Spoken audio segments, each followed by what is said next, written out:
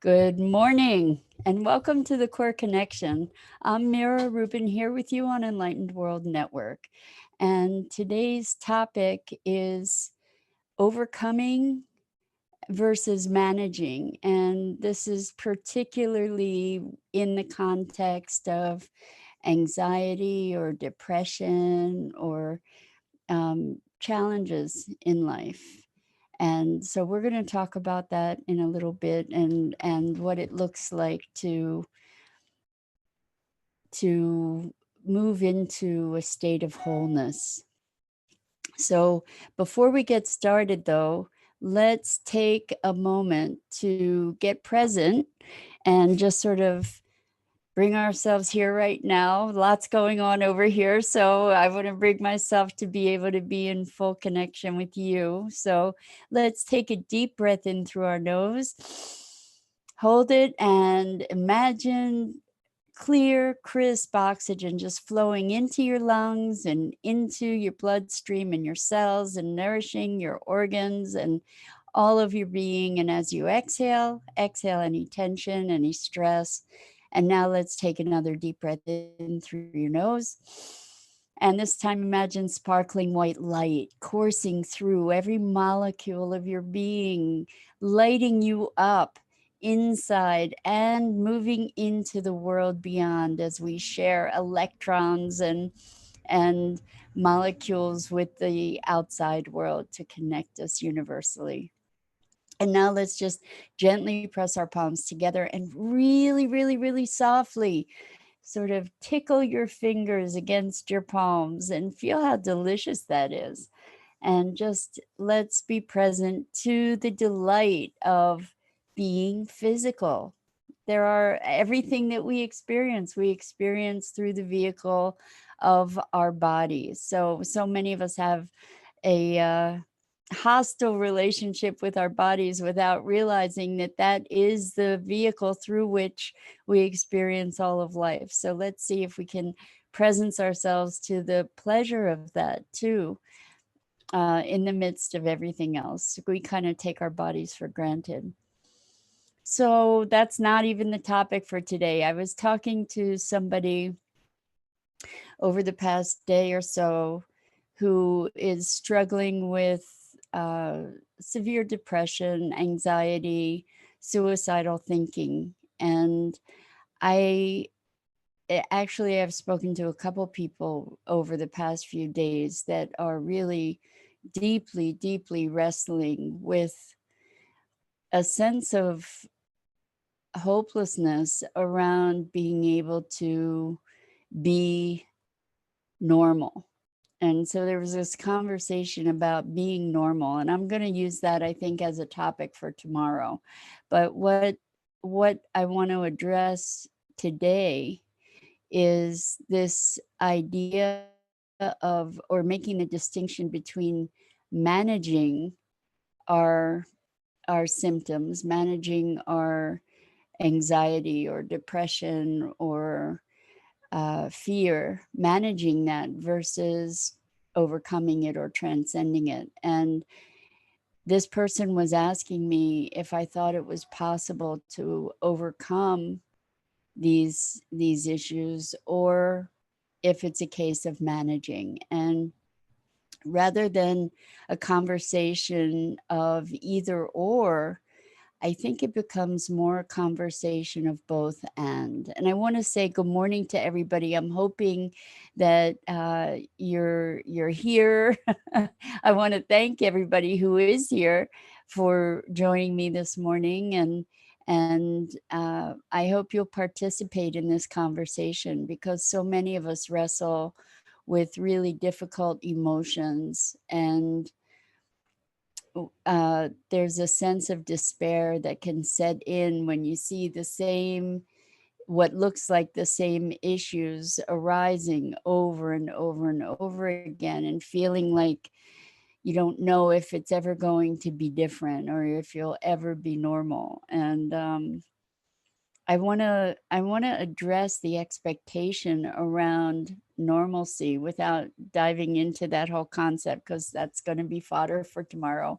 But this notion of having life always be happy or always be good or always be up. I don't know anybody that lives life like that. I really truly don't. I and I certainly haven't. And I've had many, many, many dark times in my life, many dark years where I struggled with extreme and severe depression. And I think that over time, what has made the difference, there are many things actually. I've worked really hard to get beyond those places and have done lots and lots of internal work and really work to face the shadow and to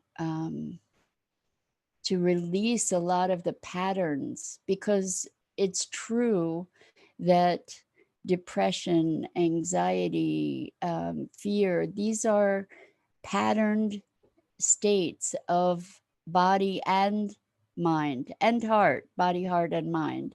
So, what I mean by that is that we become habituated to the chemical set of, for instance, for me, depression, it was depression.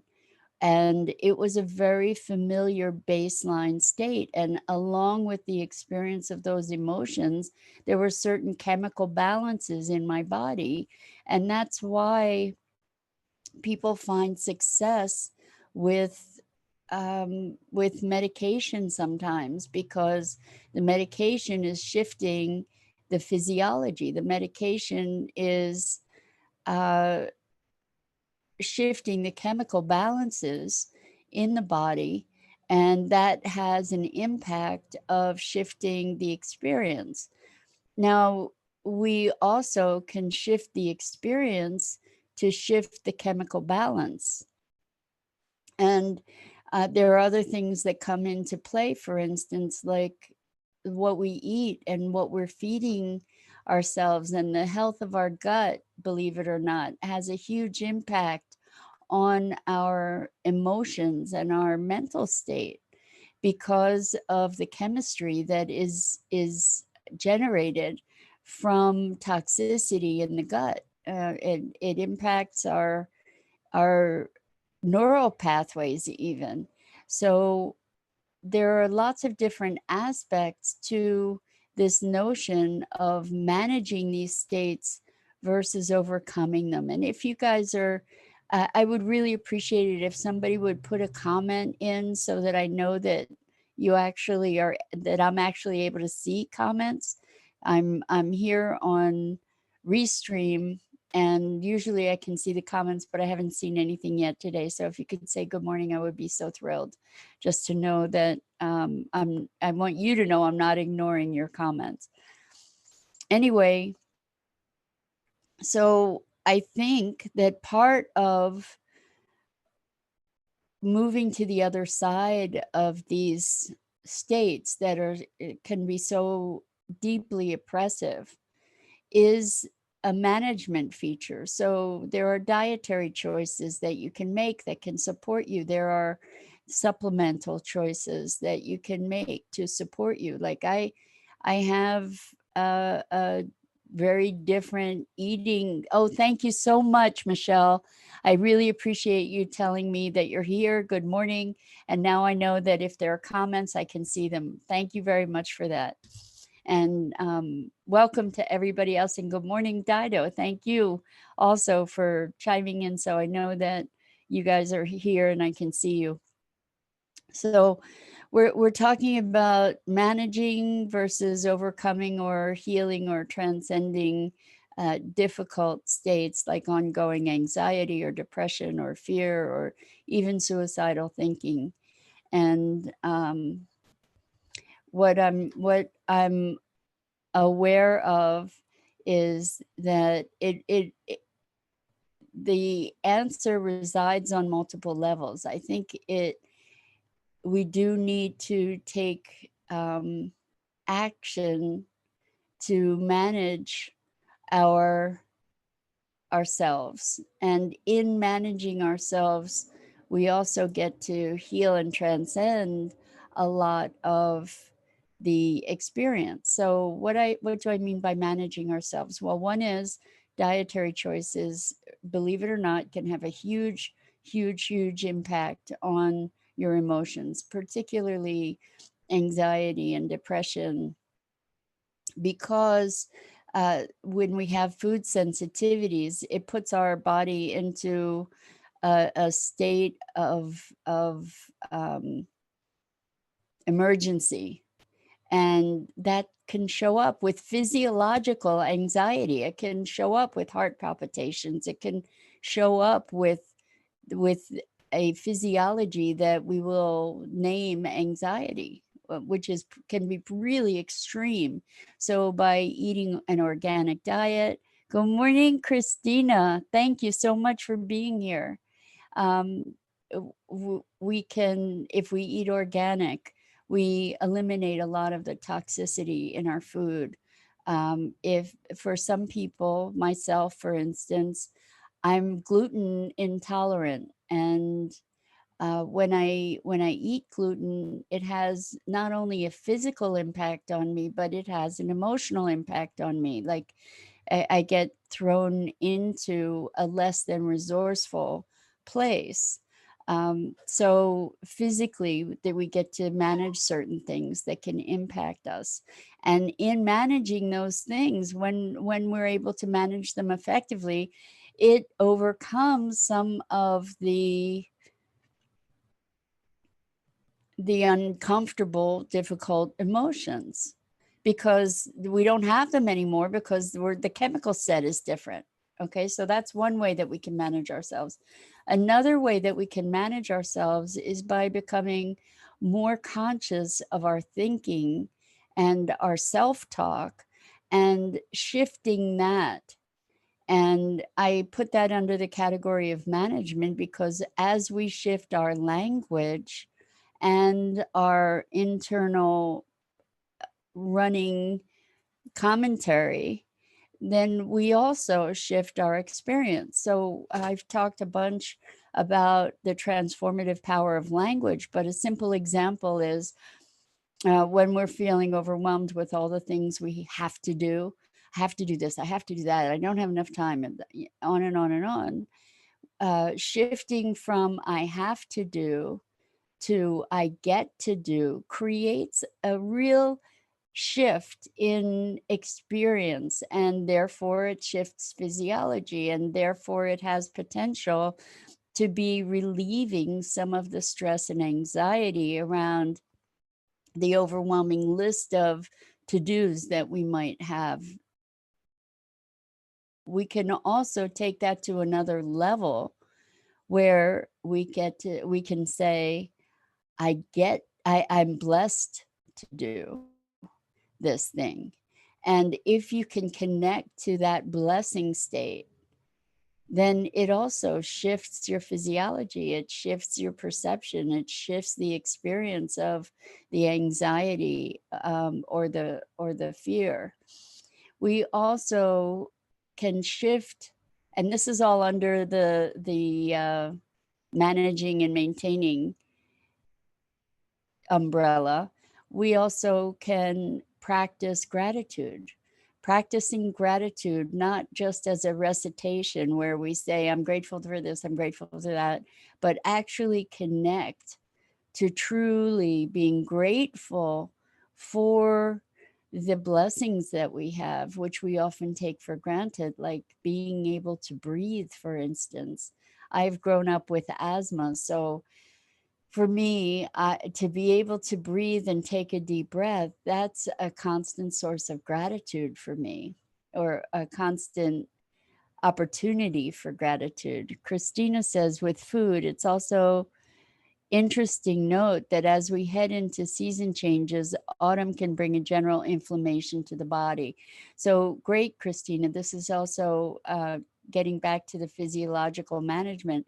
When we're managing with food, we can be eating things that are inflammatory. And when we talk about fall, particularly where we have deciduous trees. There's lots of mold and mildew, and many people have sensitivities to molds and mildew, and that also can cause inflammation. So connecting with a holistic nutritionist or a functional medicine doctor can really be a wonderful support in terms of the management of these, I'm going to call conditions, even though I don't want to name it as a thing. It's a state, and where even with anxiety, there are moments when we don't experience that anxiety. With depression, there are moments that we don't experience that depression. And that's actually an exercise that I've had clients do, is to set an alarm for every hour or every 2 hours to check in and see how you're actually feeling in that moment. Because I know that for myself, and I've seen this in my clients as well, that when there's an experience of depression, the inclination, or anxiety, the inclination is to generalize that and to say, I am depressed, like a state of being. I have anxiety, like it's always there. And when we give ourselves the opportunity to consciously check in, we notice that it's not a constant state. It's not pervasive in every moment. And I see this tendency in so many people, including myself, that in the midst of something, it feels like it's always that way. It's always been that way. It's always going to be that way. And one of the things that has come up over the past few days, hello, Julie. Welcome, welcome. I'm glad you're joining us. Thank you for being here. And thank you to everybody else who's joining us. Over the past few days, I've noticed a lot of people feeling extreme overwhelm and extreme sense of, I don't know if it's ever going to get better. So some sense of despair. And Abdul Fattah, I don't know if I said your name right. I hope I did. Thank you so much for being here, and I hope you are encouraged. And I so appreciate you joining us. Good morning. So let's think more about this management thing and this feeling of generalizing so that it or universalizing. Okay, so universalizing, what I mean by that is, when we feel sad, the tendency is to think, I'm always sad, or I'm always going to be sad, or I'm never going to be happy. And what we want to do is to prove ourselves wrong about the universalizing.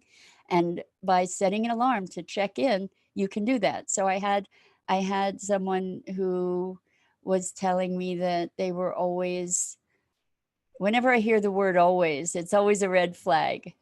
So always a red flag. But I listen more carefully when people say always, because it's a universalizing. So we want to start chipping away at that belief that it's always something. And therefore, setting an alarm to check in is a really good thing. And this person actually discovered that there were moments that they were truly happy, that they were happy, or they were peaceful, or they were bored, or they were all these different feelings that was not a constant. And so as you recognize that things are not always going to be the same, the one thing that we can depend on is change, that starts to help in the management part, which then creates transformation. So Christina says, I've just this week put reminders in my phone, one to be grateful and another for movement reminders. It's such a help, right, Christina? This is a great use of our technology. We have these phones with us all the time. Why not set reminders to ourselves to wake up out of whatever haze we might be in, and pay attention to what's going on for ourselves. And I love that you're using that as a gratitude reminder. Now that's a management strategy. And in the course of that management, the vibration, the frequency of experiencing gratitude in your body is transformative, because you cannot feel a deep sense of gratitude and anxiety or fear or depression all in the same moment. When you're present to gratitude, that's a feeling in and of itself. Christina says it really is. And I can't agree strongly enough. So these management tools that we have to move through and beyond persistent emotional patterns and habits help us to actually heal those things. So I ultimately came to the conclusion that it is a both and. So the management helps in the overcoming. And the answer, can we overcome these things, is yes, because we get to create new habits. So the thing about gratitude is it's not a mental thing. When you really feel that gratitude, what's happening is you're creating a different chemistry set in your body, and you are starting to build a new habit. Depression is a habit. Anxiety is a habit. And I don't mean to minimize the experience of it by saying, oh, it's just a habit, break the habit, go for it. No, it's a physiological patterning also. And so for me, having had lifelong depression, like extreme lifelong depression, my body is acclimated to that as a baseline. And I have worked for years to create new patterns, patterns of gratitude, patterns of appreciation, seeing beauty. I have to tell you that for me, that's transformative. When I allow myself to be present to beauty, that shifts my physiology. So by shifting your physiology on a regular basis, you're creating new neural pathways, you're creating new chemicals and in your body, and you are weaning yourself from that other habit. Now, there are times it's sort of like an addiction in a way. I think it is an addiction because it's so deeply patterned. And I'm speaking for myself. And I invite you to explore this as a concept for you as well, to deeply understand this on maybe a different in a different context. Our bodies become habituated to certain chemicals. And so the depression chemicals are really, really familiar to me. And so when I have the right stimulus, or you could say the wrong stimulus, then my body kicks into that familiar place. And now, because I have all these management tools and I've patterned a lot of this management behavior, like gratitude, or like breathing, or like thinking about things differently, I automatically start turning it around, and that shifts my physiology out of that relapse sort of state. And so what it is building a strong enough reservoir of these alternate experiences so that when the triggers recur that stimulate these behaviors that can be so debilitating, as you start moving into that, it automatically triggers the new behavior, the new pattern, and you move into that. So somebody says something that's real depressing to me, automatically, without even thinking anymore, I look for the opportunity in it. And that was a long practice to get myself to a place where, when something went terribly wrong, wrong in quotes here, I automatically say, what's the opportunity in this? Rather than saying, why me? And, there might be a moment of fear, like, oh my gosh, it's going to come crashing down or something like that. There are moments that comes into play, and my management skills kick in to say, wait a second. I remember that thinking. Now what do I choose in this moment? And recognizing our sovereignty and our capacity to be able to make choices in the moment, that's also another patterned thought and behavior, is to say, what do I choose? What's the opportunity? How can I turn this around? And that's not to say that there aren't times where I just allow myself to feel the feelings. You feel the feelings, feel the reaction, notice that it is a reaction, and compassionately allow yourself to move through that experience. So one of the other things that's a management thing is kind of what not to do. And that is that the tendency, when we get anxious or depressed or fearful or angry or hurt or any number of other emotions, is to beat ourselves up for feeling that way. So not only do we feel bad because we feel bad, but then we feel worse because we judge ourselves and make ourselves wrong for having the feelings we have. And so that's another management thing, is to let go of the judgment, to just recognize what's there, interact with what's there, to transform it, or to be present to it with compassion, because you would show other people compassion, show yourself compassion, because the judgment just makes it worse. And that too is a pattern. So we get to see what our patterns are and cultivate patterns that move us toward the outcomes that we desire for ourselves. And I'm not saying it's easy. It may be sort of simple, but it's not necessarily easy. I get that. I have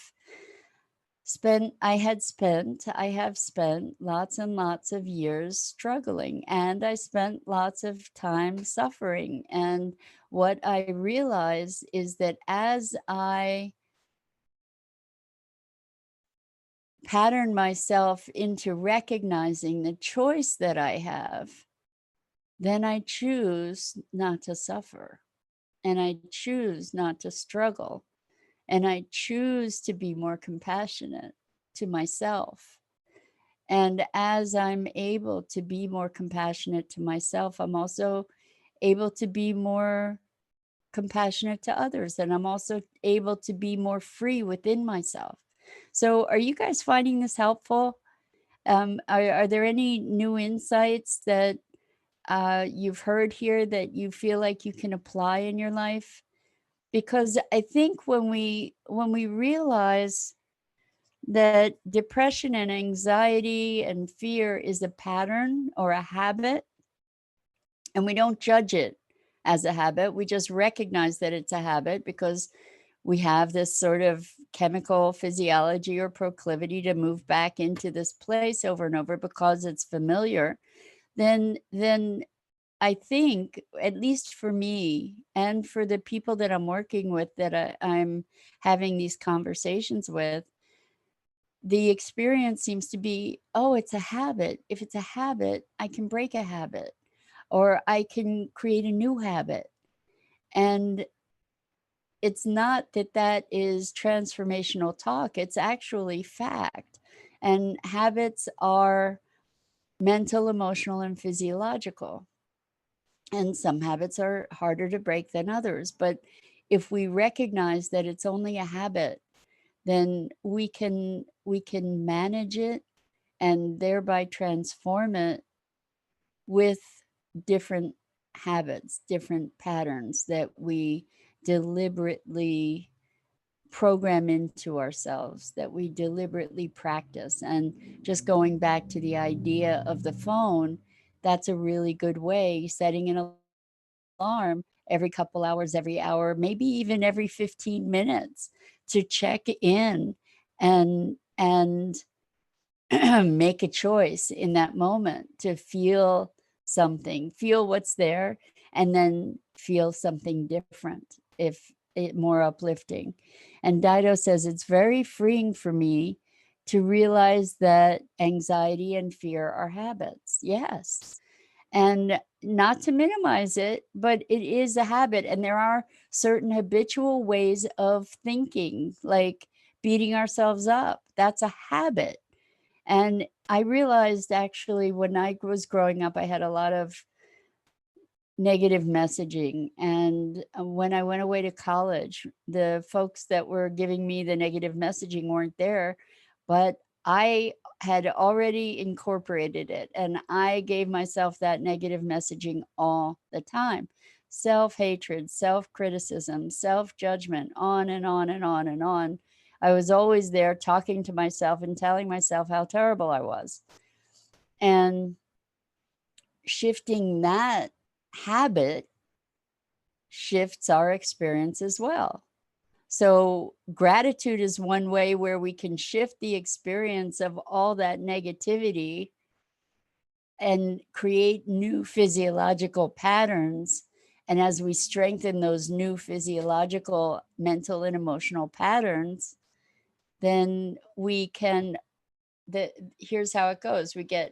Here's with all the negative self-talk. And then what happens is we build more and more positive and gratitude. And what happens is that there's a displacement. And so the old stuff may or may not be gone, but it is displaced by the positive habit. And so there may be recurrences of the old habit. The thing is, recognize it's a habit. It's not a fact of life. And that gives you then the power to shift it. So I am so delighted that you guys played with me this morning. Thank you so much for that. And I hope to see you again tomorrow. This is The Core Connection. I'm Mira Rubin, and we go live. I go live to be with you at 9 a.m. every weekday morning on the Enlightened World Facebook page. And I just love spending this time with you. So please join me again and see what kinds of habits you can start creating today that are life affirming, and let me know how you do. Until next time.